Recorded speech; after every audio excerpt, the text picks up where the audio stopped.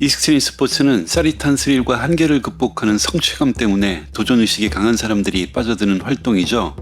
이번 영상에서는 다양한 통계와 위험도를 바탕으로 단 한 번의 실수가 재앙이 될 수 있는 익스트림 스포츠 10종목을 살펴보겠습니다. 포르투갈 나자레 해안의 집차만한 파도. 높이가 최소 6m에서 24m에 달하는 괴물 파도 위를 타는 서퍼들은 정말 목숨을 걸고 도전하는 사람들입니다. 그냥 일반 서핑보다 조금 높은 파도를 타는 것뿐이고 전문가들인데 뭐가 위험할까 생각하는 사람들이 있을 텐데요. 이 큰 파도가 서퍼들의 몸을 덮칠 때 상황은 완전히 달라집니다. 거대 파도가 깨지면서 덮칠 때 서퍼는 엄청난 수압에 들려 수십 미터 아래 심해로 처박힙니다. 이때 바닷속은 홀드다운 현상으로 거대한 세탁기처럼 소용돌이 치기 때문에 위아래 분간이 불가능해집니다. 겨우 정신을 차려 수면 위로 올라가려고 하면 그 다음 파도가 또 덮치기 때문에 20-30초 연속으로 물 밖으로 나오지 못해 산소 부족으로 수중 사고를 당하는 경우가 많습니다. 하와이나 나자레 같은 곳에서 치는 빅 웨이브의 무게는 수만 톤에 달합니다. 파도의 정면으로 부딪히는 충격은 고속도로에서 덤프 트럭과 정면 충돌하는 것과 맞먹으며 이 충격으로 순간 기절하거나 목뼈가 부러져 물속에서 빠져나오지 못하게 됩니다. 빅 웨이브가 만들어지는 곳은 대기의 수심이 급격하게 옅어지는 해저 암초지대입니다. 파도에서 떨어질 때 바다 아래 거친 산호초나 날카로운 바위에 온몸이 찢겨 심각한 외상을 입기도 합니다. 이러한 얕은 암초 때문에 살아있는 믹서기라는 별명이 있죠. 요즘 빅웨이브 서핑은 그 위험성 때문에 제트스키가 서퍼를 끌어다주고 물에 빠지면 바로 구조하는 시스템을 갖추고 있습니다. 하지만 거대한 파도가 쓸고 간 자리엔 거품이 너무 심해 물에 빠진 서퍼를 시야에서 놓치는 경우가 많습니다. 그 순간 서퍼들은 위험해집니다. 전 세계에서 6m 이상의 파도를 타는 프로급 빅웨이브 서퍼는 수백 명에 불과할 정도로 소수입니다. 하지만 이 좁은 인력풀 안에서도 마쿠프, 말릭조요, 시온 밀로스키 같은 세계 최고 수준의 전설적인 서퍼들이 파도에 휩쓸려 비극적인 상황을 맞이했습니다. 20년 전만 하더라도 빅웨이브 서핑의 치사율은 익스트림 스포츠 중에 최고였습니다. 하지만 최근에는 물속에서 줄을 당기면 튜브처럼 부풀어 올라 몸을 강제로 수면 위로 띄워주는 팽창식 구명조끼 때문에 그 비율이 절반이나 줄었다고 합니다.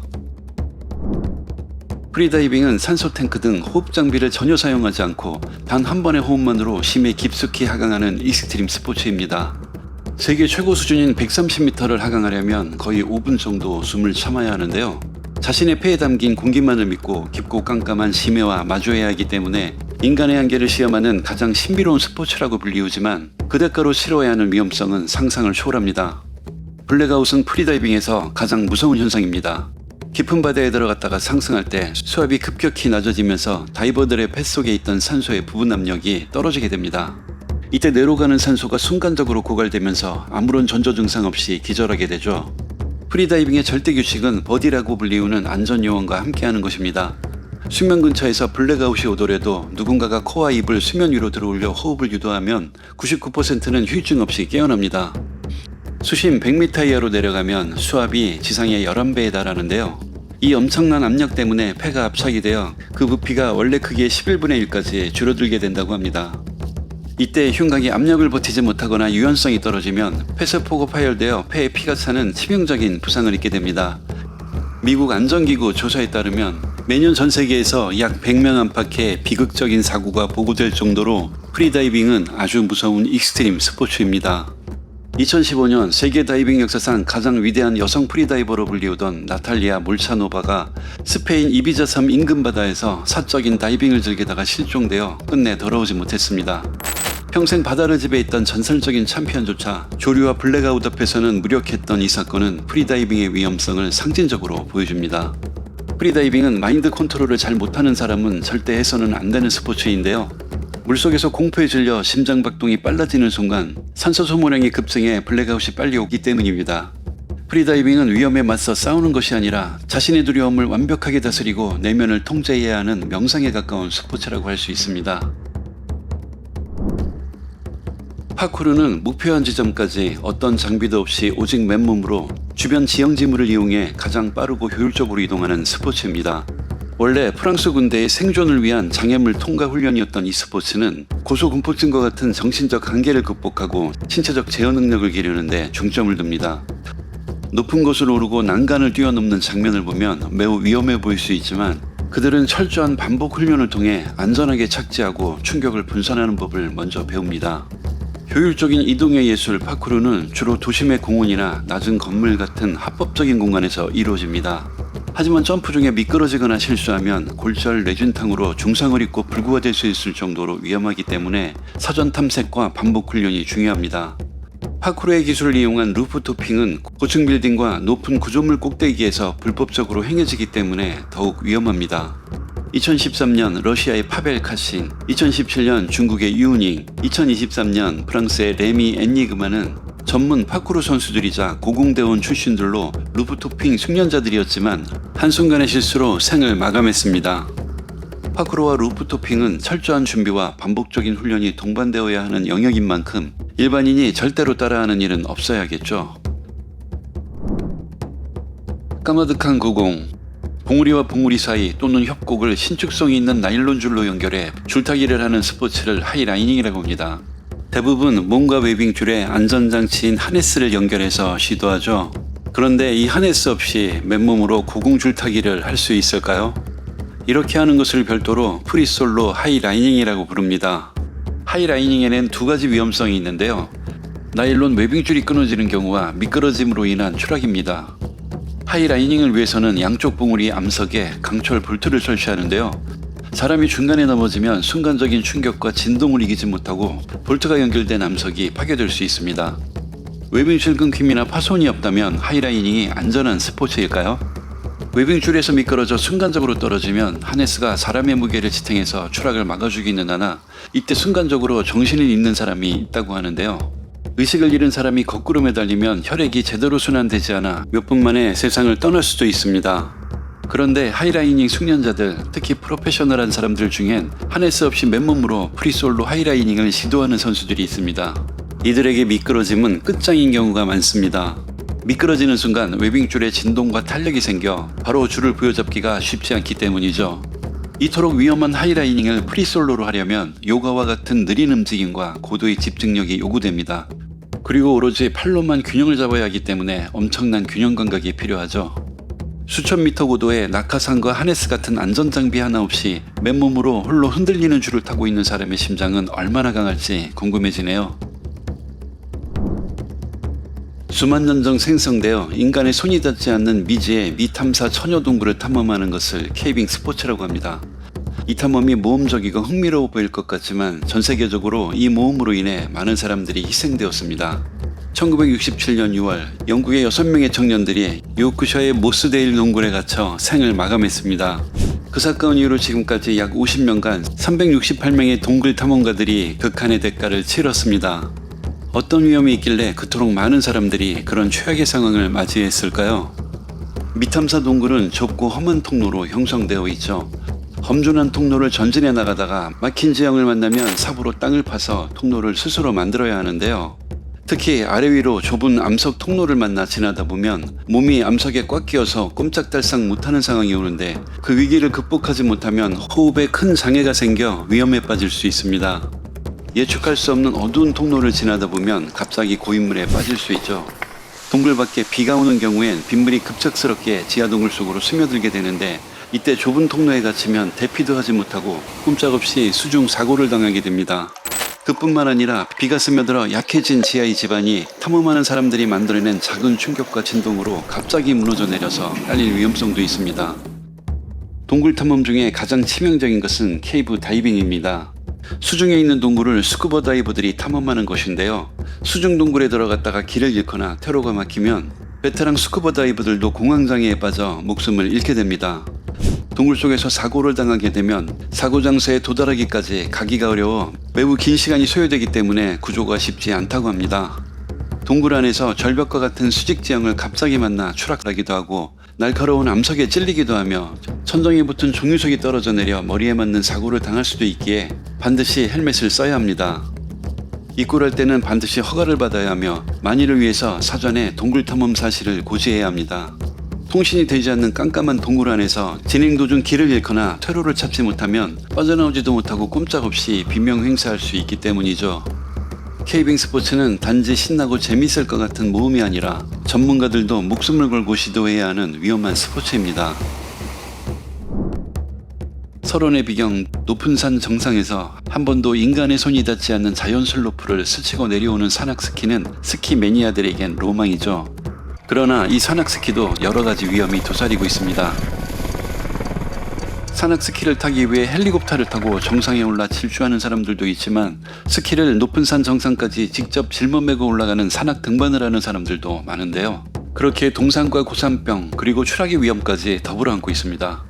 힘들게 정상에 올라서는 깎아지른 듯한 급경사를 지나야 하는데 이런 급경사에서 한번 미끄러지면 제동을 하지 못하고 한참을 쓸려내려갑니다. 그러다가 낭떠러지로 추락하는 대형 사고를 만날 수도 있죠. 산악스키에서 가장 크게 겪는 위험은 눈사태입니다. 대부분 약한 눈수영이 사람의 몸무게로 인해 무너지면서 스키어들이 휩쓸려 내려가는데요. 이렇게 눈사태로 휩쓸려 내려오는 눈들은 마치 시멘트처럼 밀도가 높아서 눈사태에 한번 파묻히면 자력으로는 도저히 빠져나올 수 없다고 합니다. 급경사 비탈에는 빙판이 곳곳에 널려 있는데 약한 눈에 살짝 덮여 있어서 보이지 않는 경우가 많습니다. 이런 곳에서 넘어지면 골절 또는 무릎 파열 등 큰 부상을 당하기도 합니다. 문제는 이렇게 조난을 당했을 때 마치 히말라야 산악 등반에서 조난을 당하면 구조대가 잘 찾을 수 없는 것처럼 그렇게 고립되어 비극을 맞이합니다. 그뿐만 아닙니다. 빙하가 갈라져 생긴 틈인 크레바스에 눈이 살짝 덮여 있는 경우 이를 보지 못하고 질주하다가 빠져서 수십 미터 아래 절벽으로 추락하는 가혹한 상황이 발생하기도 합니다. 고산지대에서 하강하는 산악스키는 시원한 활강이 아니라 목숨을 걸고 도전해야 하는 위험한 스포츠입니다. 고지대의 아름다운 풍경이 펼쳐진 내리막길을 바람을 가르며 질주하는 이것은 롱보드 당운일 영상입니다. 최근 속도감과 코너링을 즐기기 위한 스포츠로 롱보드가 큰 인기를 끌고 있는데요. 롱보드는 평균 속도 시속 100km, 급경사지대에서는 140km 이상의 속도를 낼 수 있죠. 하지만 브레이크가 없는 장비이기에 갑작스러운 정지 상황을 맞닥뜨리면 아주 큰 사고를 당할 수 있는 매우 위험한 스포츠입니다. 도로에 조금이라도 파인 흠이 있거나 울퉁불퉁한 노면을 만나게 되면 대책 없이 큰 부상을 당하기도 하죠. 안전장비로서 반드시 헬멧과 무릎보호대를 착용해야 합니다. 공공도로에서의 다운힐은 예기치 못한 차량과의 상황을 초래할 수 있어 극도로 위험합니다. 보다 스펙타클한 짜릿함을 만끽하기 위해 고지대의 절벽지형 도로에서 스릴을 즐기는 사람이 있는데 이때 중심을 잡지 못하고 미끄러지면 절벽 아래로 추락하기도 하죠.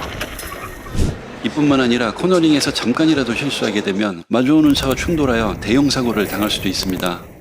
전세계 젊은이들의 액티브 스포츠로 불리우는 롱보드는 매년 수십 명씩 비극적인 사고가 보고되고 있으며 골절 부상을 당하는 경우도 상당수 발생하고 있습니다. 최근엔 롱보드에서 발전한 스트리트 루지라는 것이 유행하고 있는데요. 보드를 더 길게 만들어서 그 위에 사람이 누워 루지처럼 언덕을 내달리는 신종 익스트림 스포츠입니다. 스트리트 루지는 시속 150km에 달하는 극단적인 속도로 내달리는데 핸들이나 브레이크도 없기 때문에 보기만 해도 정말 위험하고 아찔합니다. 그럼에도 불구하고 모험을 즐기는 많은 청년들이 아드레날린을 느끼기 위해 위태로운 도전을 하고 있다고 합니다. 공공도로에서 펼쳐지는 경주 맨섬 TT 레이스는 모터바이크로 평균 시속 210km, 최고 속도로는 320km 이상으로 질주하는 세계에서 가장 스펙타클한 익스트림 스포츠 이벤트입니다. 매년 영국 맨섬에서 열리는 이 레이스는 대회마다 관중을 포함해 평균 2.4명의 사망자가 발생하여 세계에서 가장 위험한 스포츠 대회로 불리고 있습니다. 일반적인 모터스포츠는 사고가 나더라도 선수를 보호할 수 있는 넓은 자갈밭 그리고 충격 흡수벽이 설치된 전용 서킷에서 열립니다. 하지만 맨섬 TT는 다릅니다. 대회가 열리는 마운틴 코스는 평소에 주민들이 다니는 왕복 2차선의 좁은 시골길인데요. 도로 바로 옆에는 돌담, 민가의 벽, 가로수 신호등 그리고 철제 가드레일이 그대로 노출되어 있죠. 총 길이 60.7km에 달하는 코스 안에는 무려 264개의 코너가 존재하는데요. 앞이 보이지 않는 크커브가 즐비하고 도로의 요철 때문에 바이크가 시속 200km가 넘는 상태에서 공중으로 붕 떴다가 착지하는 위험한 구간이 수두룩합니다. 좁은 길을 달리다가 아주 미세하게 균형을 잃거나 조금만 부주의해도 즉시 주변 돌담이나 건물에 충돌해서 아주 위험합니다. 하지만 그렇기 때문에 역설적으로 스펙타클한 스릴을 원하는 모터바이크 선수들에게는 꿈의 대회라고 하는데요. 그래서 전 세계의 강심장 모터스포츠 달인들이 죽음을 각오한 이 레이스에 경쟁적으로 참가하고 있습니다. 속도에 제한이 없는 맨섬 TT 레이스에 참가하는 모터바이크 선수들은 단 한 번의 실수로 자상사고를 만나게 되죠. 그래서 대회 참가 선수들은 대회 시작 며칠 전부터 미리 와서 루트를 시뮬레이션해보고 달달 외울 정도로 탐색한 다음 참가한다고 합니다. 그래야 사고 위험성을 줄일 수 있겠죠. 매년 6월에 개최되는 이 레이싱 대회는 기상 여건이 나쁘거나 폭풍우가 몰아쳐도 변함없이 지속됩니다. 이 극한 레이스를 보기 위해 매년 전 세계 200만 명의 사람들이 영국 맨섬으로 몰려들고 있습니다. 1907년 첫 대회가 개최된 이래 지금까지 이 대회에서만 300명에 가까운 사람들이 희생되었다고 합니다. 까마득한 절벽, 로프와 장비로 오르는 곳조차 무시무시한 암벽 등반. 어디 하나 기댈 틈도 없어 보이는 90도 경사의 직벽을 로프와 장비도 없이 맨손으로 수백 미터 이상 오르는 경이적인 스포츠가 있습니다. 바로 프리솔로 암벽 등반인데요. 미국의 알렉스 호널드는 전 세계 악명 높은 수직 절벽들을 여러 차례 맨손으로 올라 프리솔로의 레전드로 불리웁니다. 프리솔로는 자신의 몸을 오로지 손가락 힘 하나에 맡겨 절벽에 매달리며 오릅니다. 헛디딤이나 미끄러짐 등 단 한순간의 실수는 곧바로 추락이기에 프리솔로는 100% 완벽을 요구하는 스포츠라고도 하죠. 고소공포증을 느끼는 보통의 인간의 뇌와는 다른 구조를 가졌다고 하는 프리솔로 암벽 등반가들은 미국과 유럽에 많은데요. 알렉스 호널드를 제외하고 많은 전문가들이 프리솔로 등반 도중 추락사고를 당해 유명을 달리했다고 합니다. 1980년대부터 알려지기 시작한 이 위험한 암벽 등반 스포츠는 당시 프랑스의 미녀 여성 암벽 등반가 캐서린 더스티벨이 여러 차례 성공해내 세계적인 화제가 되기 시작했는데요. 임신 중에도 프리솔로를 감행했다는 그녀는 30년 동안 수백 번의 프리솔로 암벽 등반을 시도했음에도 불구하고 현재까지 생존해 있는 레전드입니다. 캐서린 더스티벨과 알렉스 호널드 같은 최고 그레이드 레전드들은 프리솔로 등반 전에 로프를 타고 절벽 코스를 수십 차례 점검하고 시뮬레이션한 다음에 시도했기 때문에 실패가 없었다고 합니다. 그렇다 하더라도 프리솔로는 예상치 않은 새해 간섭이나 우천 등 대자연의 작은 요인 때문이라도 삐걱하면 치사율이 100%일 수밖에 없는 위험한 스포츠입니다. 통계에 따르면 아무리 베테랑이라 할지라도 한계를 시험하는 고난도 코스에서 정기적으로 프리솔로를 감행할 경우 평생에 걸쳐 비극적인 상황을 마주할 확률이 최대 20분의 1에 달한다는 분석이 있을 정도로 가장 가혹한 익스트림 스포츠입니다. 가장 끔찍할 거라고 생각하는 프리솔로보다 더 무시무시한 익스트림 스포츠가 있습니다. 바로 윙슈트인데요. 윙슈트를 시도한 사람 중에 30% 이상이 윙슈트를 타다가 고인이 되었습니다. 전 세계 통계에 의하면 500번 점프할 때마다 한 명이 극한의 대가를 치른다고 합니다. 그래서인지 점프 횟수가 많은 윙슈트 선수들은 세계 선수권대회 우승자를 비롯해 대부분 이 세상 사람이 아닌 걸 확인할 수 있죠. 윙슈트는 하늘을 날 수 있다는 쾌감을 주는 데다 안전장비인 낙하산을 착용하고 하는 스포츠여서 많은 사람들이 시도하고 있습니다. 비행기를 통해 점프하는 스카이다이빙형 윙슈트는 사고가 많지 않습니다. 윙슈트 돌발 상황은 추락보다는 대부분 충돌이 원인인데요. 고산지대 절벽 꼭대기에 올라서 하강하는 베이스 점프형 윙슈트를 시도하는 대부분의 사람들은 보다 큰 스릴을 즐기기 위해 암벽에 바짝 붙거나 나무 바로 위로 스치듯 날게 되는데 윙슈트의 평균 활강 속도가 200km를 넘기 때문에 그런 장애물에 살짝 스치기만 해도 감당할 수 없는 상황에 빠지게 됩니다. 베이스 점프 윙슈트를 시도하는 많은 선수들이 그런 위험이 있다는 것을 인지하고 있음에도 불구하고 과감하게 초접근 행위를 시도하다가 불의의 사태를 맞이하게 됩니다. 충돌 이외의 또 다른 이유는 낙하산 문제입니다. 낮은 고도에서 점프하기 때문에 비상 낙하산은 사실상 소용이 없으니 착용하지 않는데요. 그래서 준낙하산이 조금이라도 잘못되면 곧바로 세상을 떠나게 됩니다. 낙하산을 제때 전개했다 하더라도 낮은 고도에서 발생하는 불안정한 기류로 인해 낙하산이 엉키면서 암벽에 부딪히는 오브젝트 스트라이크가 발생하면 그 충격만으로도 최소 중상을 당할 수 있습니다. 통계에 따르면 1981년 집계 이후 윙슈트 사망자가 450명 이상이고 최근에도 한 해 수십 명의 베테랑 라이더들이 비극을 맞이했다고 합니다. 윙슈트 베이스 점프는 극한의 스릴과 자유를 상징하는 익스트림 스포츠이지만 동시에 최고 등급의 위험도를 지닌 종목입니다. 익스트림 스포츠는 대개 대자연에 도전하는 스포츠이기에 사고의 위험성이 항상 따라다닙니다. 베테랑 선수들도 높은 집중력과 철저한 준비가 요구되는 만큼 안전장비와 충분한 훈련 없이 도전하는 것은 무모한데요. 한 번의 실수 그 자체로 종말을 의미하므로 일반인들은 단지 재밌어 보인다고 절대로 따라하는 일은 없어야겠네요.